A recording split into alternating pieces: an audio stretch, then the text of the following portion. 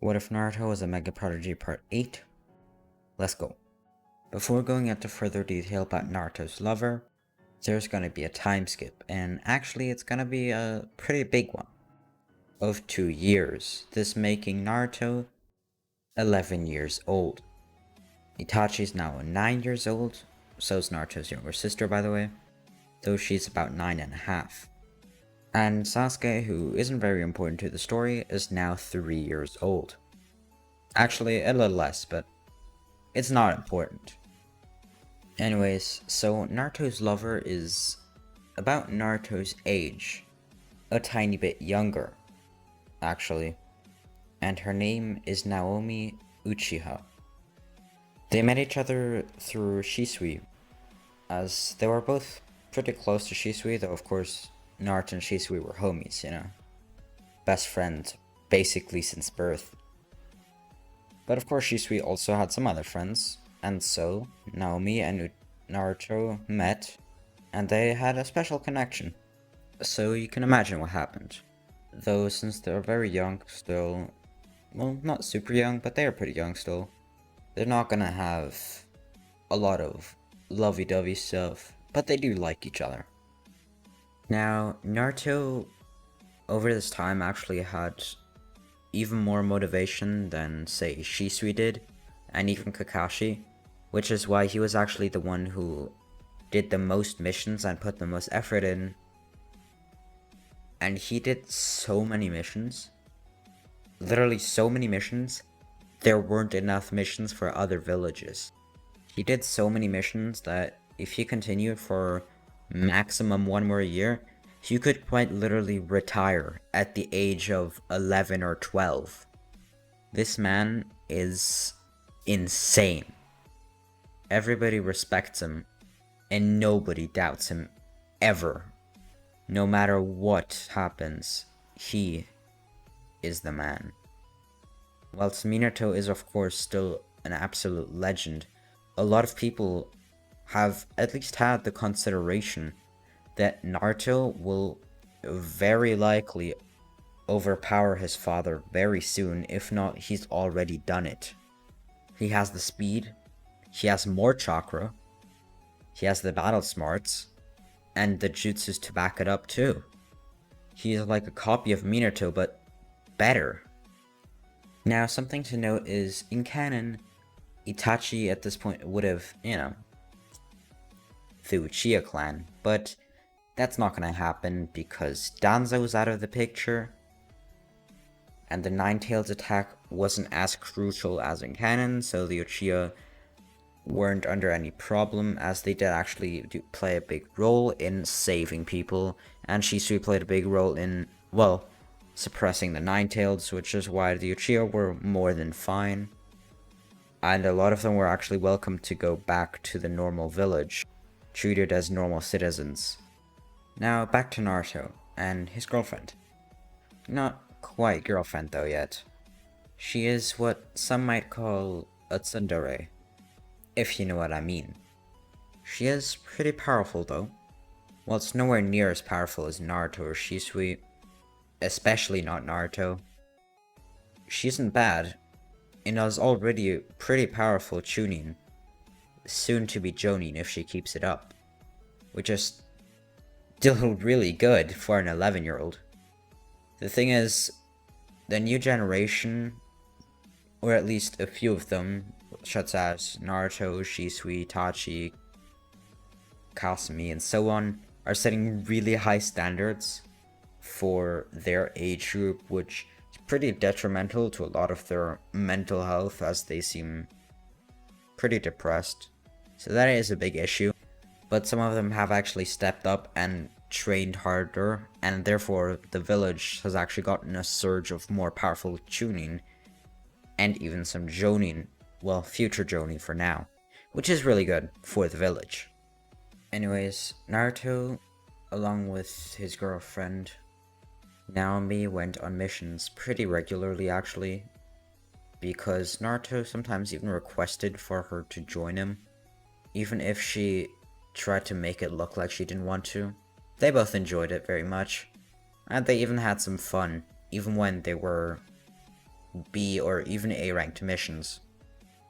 Now, ever since the day of the Nine-Tails attack, Naruto has actually alone been looking further into what exactly happened.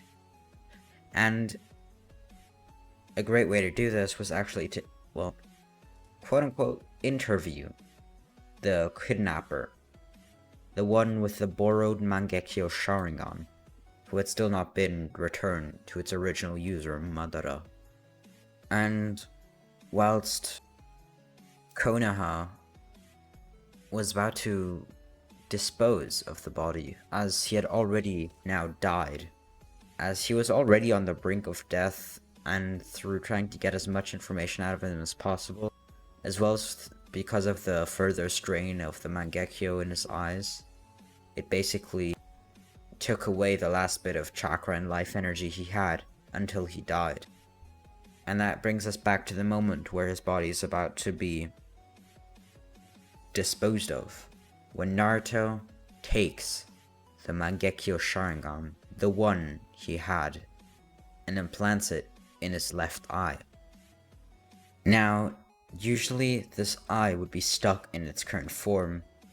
However, because of Naruto's sheer strength and chakra control, he's able to basically depower his eye, which does actually hinder its normal seeing abilities, but it turns off any form and trace of the Sharingan and Mangekyo Sharingan, and returns to his normal color, though as I said, his normal vision is somewhat hindered by it, though it's not a lot. He barely has any use for Sharingan, though when it gets serious, you better believe that he uses it to its full extent. Pushes so much chakra into it that it becomes so much better than any other Uchiha. It gets on the level of Madara's eyes, even though Naruto is not even close to being an Uchiha. By the way, Naruto has never even told anyone that he does have the Mangekyo. Not Shisui, not his father, or his lover. No one knows. Naruto also hadn't told anyone that he is so interested in what happened, and whilst he is open about trying to find the solution, he doesn't show what he's truly doing. He scoured around the forest nearby, even on missions when a little bit off path, taking even just a few minutes longer to look around, map the area, and so on. He truly wanted to do this carefully, as he thought that this could lead him to something bigger than just the Nine-Tails attack. And whilst that was very bad, and a big thing that could have affected the Leaf very much, canon, he knew that there was something else behind it. It definitely wasn't just a random guy that somehow got an eternal Mangekyo Sharingan who just decided to let the strongest tailed beast unleash on Konoha. There was something else. He could feel it. It became almost a sick obsession of his, until he found something. It was a cave that had previously been used as likely a meeting spot for somebody.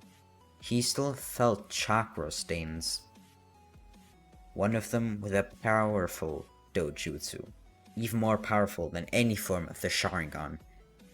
Naruto followed the trail, but it left, and there was nothing afterwards.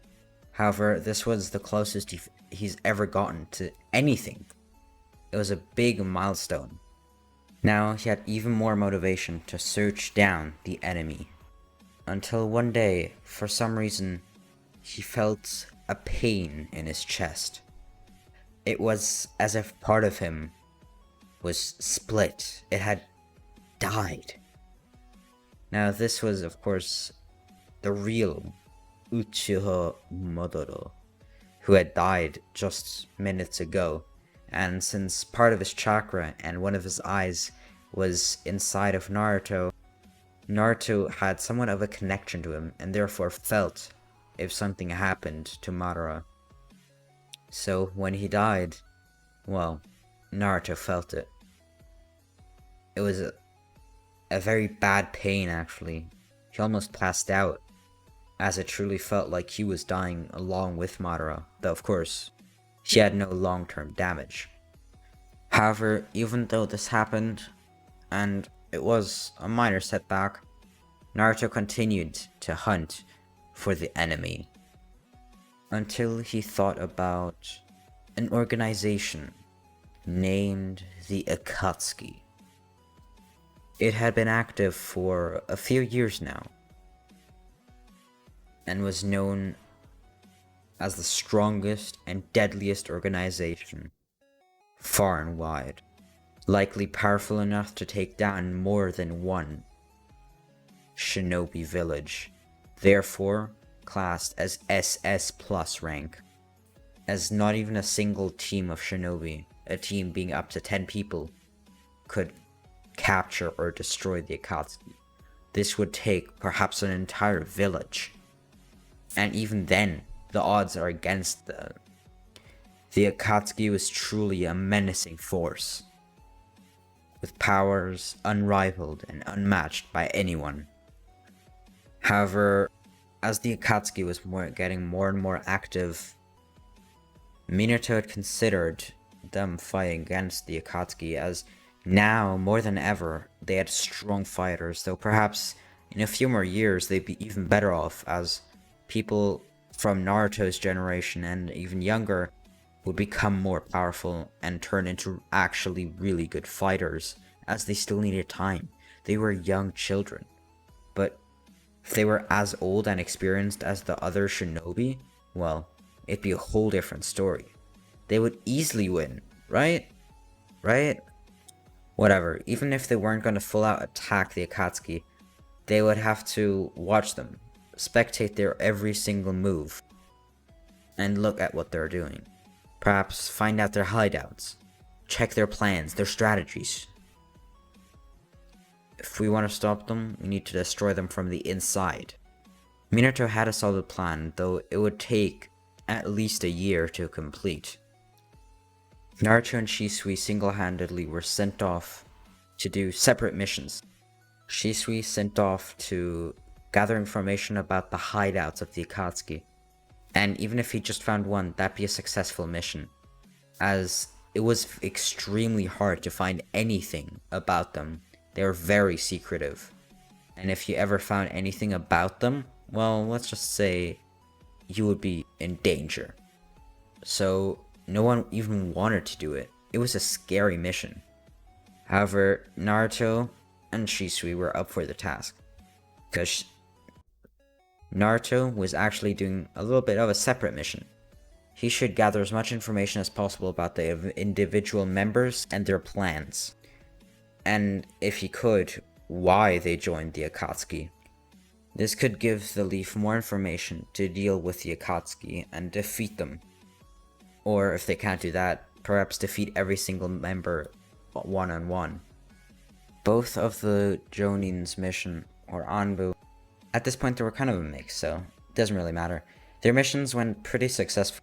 Shisui found 2 hideouts, whilst Naruto was able to determine the name and some basic information about every single member, even though at this point some of it was actually incorrect. For example, Nagato Uzumaki was just named Pain, as no one actually knew his real name, and his motives were unknown too.